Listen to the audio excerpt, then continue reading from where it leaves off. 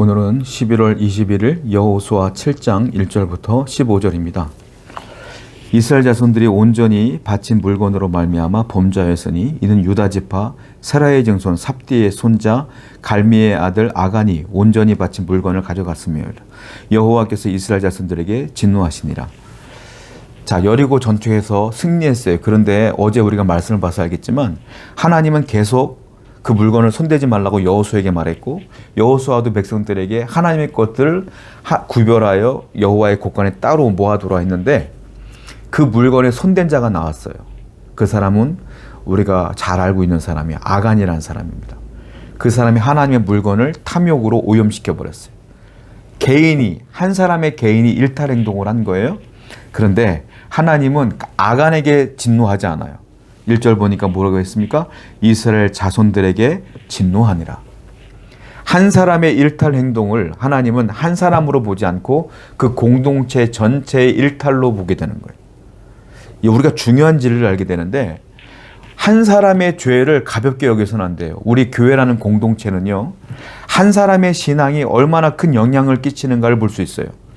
한 사람의 신앙을 통해서 누군가는 위로를 받고요, 한 사람의 신앙을 통해서 누군가는 같은 죄를 짓게 돼 있어요. 그러니까 성도는 어떻게 살아야 될까요? 나 혼자의 신앙을 잘 지키며 살아야 돼.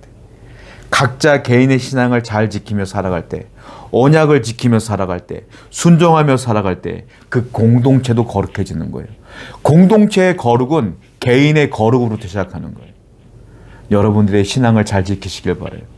내 신앙이 온전해질 때 공동체도 온전해진다는 사실을 기억하시길 바랍니다. 오늘도 우리 모든 성도가 그렇게 하나님 말씀대로 신실하게 살아갈 때에 개인뿐만이 아니라 우리 공동체 안에도 하나님의 은혜와 축복이 넘치게 될 줄로 믿습니다. 2절이에요. 여호수아가 여리고에서 사람을 베델 동쪽 베다웬 곁에 있는 아이로 보내며 그들에게 말하여 이르되 올라가서 그 땅을 정탐하라 하매 그 사람들이 올라가서 아이를 정탐하고 여호수아에게로 돌아가 그에게 이르되 백성은 다 올라가게 하지 말고 2-3천 명만 올라가서 아이를 치게 하소서. 그들은 소수이니 모든 백성을 그리로 보내어 수고롭게 하지 마소서 하며. 5절도 볼게요. 이 아이 사람이 그들을 36명쯤 쳐 죽이고 성문 앞에서부터 스바림까지 쫓아가 내려가는 비탈에서 쳤으므로 백성의 마음이 녹아 물같이 된지라. 이제 아이성 여리고를 무너뜨리고 옆에 있는 아이성을 또 무너뜨리려고 정탐꾼을 보내는데, 정탐꾼들이 갔다가 와서 이렇게 얘기하는 거예요. 여호수아요, 아이성은 참 작습니다. 그러니까 우리가 다 올라갈 필요 없고요, 2-3천 명만 올라가도 충분히 이깁니다. 그랬더니 여호수아가 그래? 하고 2-3천 명만 보낸 거예요. 그냥 싸움을 벌였는데 어떻게 됐습니까? 이스라엘이 패배합니다. 성경을 보니까 5절에 보니까 36명이 전사를 했어요. 지금까지 여리고 그 대단한 싸움에서도 한 명도 안 죽었는데 작은 싸움에서 36명이 죽은 거예요. 그랬더니 그들은 패배를 당하면서 마음이 물처럼 녹았다. 즉 두려움에 휩싸이기 시작한 거예요. 저는 이 장면을 통해서 한 가지 특징을 봤어요. 여호수아나 이스라엘이나 하나님께 엎드리는 장면이 없어요. 여리고서 정토 앞에서는 걱정이 되니까 여리고성 앞에서 여호와의 군대 장관을 여호수아가 만났고 그 앞에 엎드렸잖아요. 근데 아이성 싸움에는 여호수아가 자신만만했는지 사람들을 불러다가 정탐꾼만 보내고 하나님 말씀을 듣는 게 아니라 정탐꾼의 말을 듣고 2-3천 명만 보낸 거예요. 기도가 빠졌어. 하나님의 말씀이 빠졌어.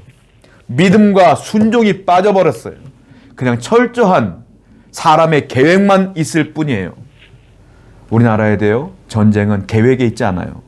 전쟁은 하나님께 있어요. 여호수아는 이제서야 깨달아요. 아, 내가 교만했구나. 사람은 잘 되면 이렇게 교만해요. 성도 여러분, 작은 일이든 큰 일이든 우리는 늘 기도해야 돼요. 그리고 늘 하나님께 물어야 돼요. 하나님의 뜻을 묻고 그 뜻대로 살아가는 것이 성도입니다. 오늘도 여러분들이 머리로 계산하지 말고 하나님께 먼저 무릎 꿇고 기도하여 하나님 말씀에 순종하는 여러분 되기를 축원드립니다. 6절이에요. 여호수아가 옷을 찢고 이스라엘 장로들과 함께 여호와의 궤 앞에서 땅에 엎드려 머리에 티끌을 뒤집어 쓰고 저물도록 있다가 여호수아가 패배했을 때에 바로 티끌을 뒤집어 쓰고 회개하기 시작합니다. 자기 죄를 깨달은 거예요. 회개했어요. 그때 하나님께서는 다시 여호수아에게 기회를 줬고 그 언약을 가볍게 여긴 것에 대한 죄를 깨닫게 하시면서 아간의 죄를 드러나게 하시죠. 나중에 보면 성경이 나와요. 그리고 그 아간의 죄를 다 없앤 뒤에 하나님께서는 회복을 한 이스라엘 백성들에게 아이성 전투에서 승리를 가져다 주는 것을 보게 됩니다. 성도 여러분, 이걸 뭐라고 말합니까? 거룩이라고 그래요. 거룩의 회복, 거룩성의 회복. 그 거룩성을 회복했을 때에 승리가 있는 거예요. 거룩이 오염되면 패배가 있는 거예요. 그래서 성도는 알아야 돼요. 교회에서 맨날 제가 목사이지만 맨날 거룩해야 됩니다. 구별돼야 됩니다. 라고 말하잖아요. 그러니까 우리는 알아야 돼요. 아, 지겹다. 지겨운 게 아니에요. 거룩은 성도들에게 거룩은 선택의 문제가 아니라 이건 필수의 문제예요. 반드시 거룩해야 되는 거예요. 그래야 우리는 승리한다. 세상과 좀 달라야 돼요. 세상의 방법이 아니라 하나님의 방법을 취해야 돼요.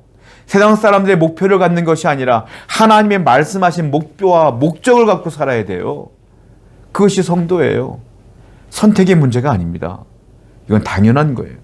그래야 할 때 하나님께서 여러분들에게 승리를 주실 줄로 믿습니다. 기도하겠어요. 우리 모든 성도님들이 세상과는 다른 구별된 삶을 살아내게 하여 주옵소서. 예수님의 이름으로 기도드렸습니다. 아멘.